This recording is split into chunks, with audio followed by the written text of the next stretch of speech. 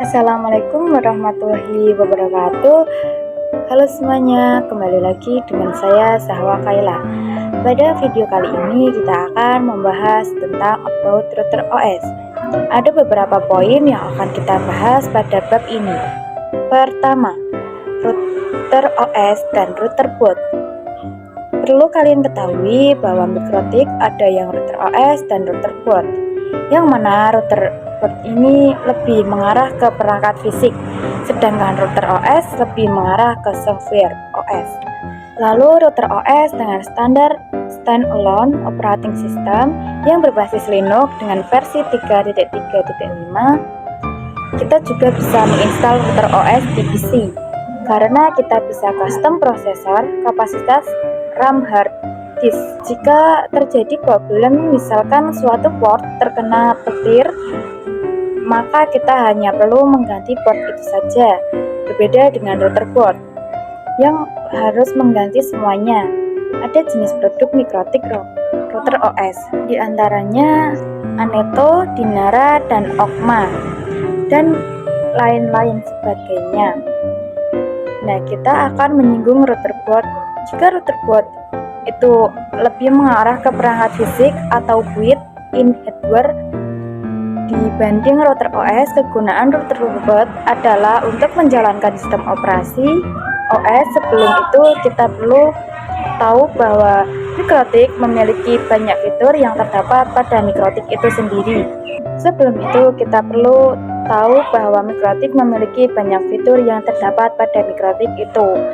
Bisa bergabung dalam satu perangkat saja, ataupun dia memiliki perangkat pecahan. Dan pada router boot, segala fitur bisa terdapat pada satu perangkat atau diperuntukkan khusus. Selesai sesuai kategorinya, router boot juga tersedia mulai dari low end sampai dengan high end router. 2. Router OS features. Mikrotik memiliki banyak fitur, tidak hanya untuk router saja, di antaranya seperti wireless network, routing, firewall, dan NAT, QoS atau bandwidth management, point-to-point tunneling, yaitu VPN user management, dan juga sebagai tools. Nah, fitur-fitur yang tersedia ini bisa dapat tertanam pada satu perangkat atau dipecah menjadi perangkat yang terfokus. Kemudian kita akan bahas yang pertama, yaitu support wireless network. Jadi wireless itu nirkabel dan ia diperuntukkan indoor atau outdoor. Dengan standarisasi supportnya adalah A/B/G/N ataupun AC. Dan contoh untuk indoor adalah cap wireless mikrotik. Sedangkan yang outdoor ada point to point dan point to multi point. Salah satu contoh point to point adalah SXT, SG Mikrotik, LHGAC, Dynastis, Mainbox, dan Omnitic. Kemudian yang kedua ada routing, dan perlu diketahui bahwa routing itu ada dua, yaitu static routing dan dynamic routing. Dan ini support untuk IPv4 dan IPv6.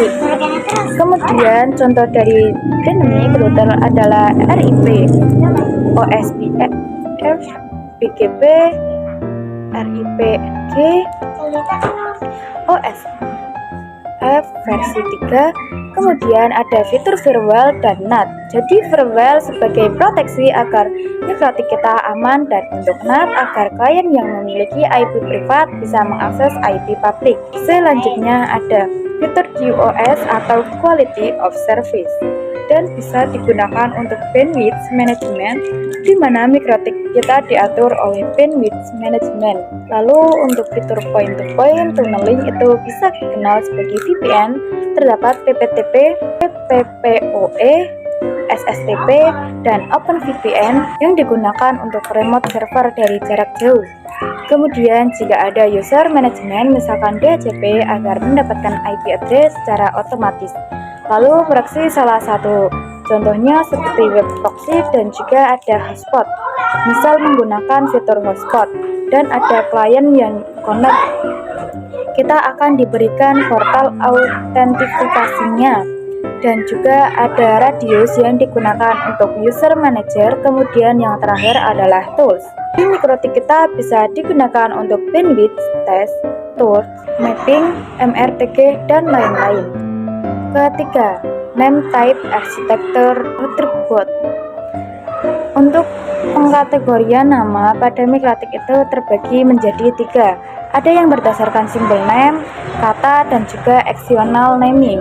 Dapat kita lihat di sini terdapat RB951, yang mana RB berarti root attribute. Angka pertama atau 9 ini adalah seri atau kelas router.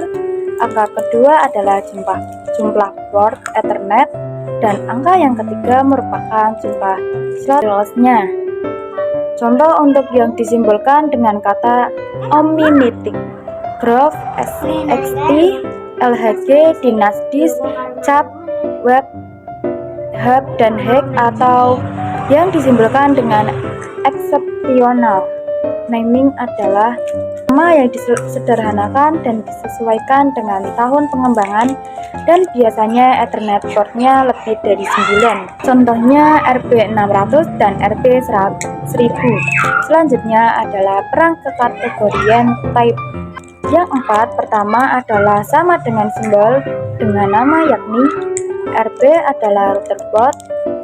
Angka pertama itu seri, angka kedua untuk net, dan angka ketiganya untuk wireless jika setelahnya adalah UI, yaitu fitur port. Kemudian ada strip to end yang merupakan fitur wireless. Yang terakhir adalah jenis casing. Karena di sini adalah TC, berarti ia jenis tower atau vertical casing. Selanjutnya adalah arsitektur attribute. Untuk Mikrotik, ia memiliki arsitektur MPSB, SMPS, TIL, PPC, ARM, X36, MIPSO, MMIPS, dan lain sebagainya. Jadi arsitektur routerboard dibedakan berdasarkan jenis dan kinerja prosesor, software, atau OS. Untuk setiap arsitektur juga berbeda. Mungkin segitu saja pembahasan video kita kali ini, kurang lebihnya mohon maaf. Terima kasih untuk yang sudah nonton. Wassalamualaikum warahmatullahi wabarakatuh.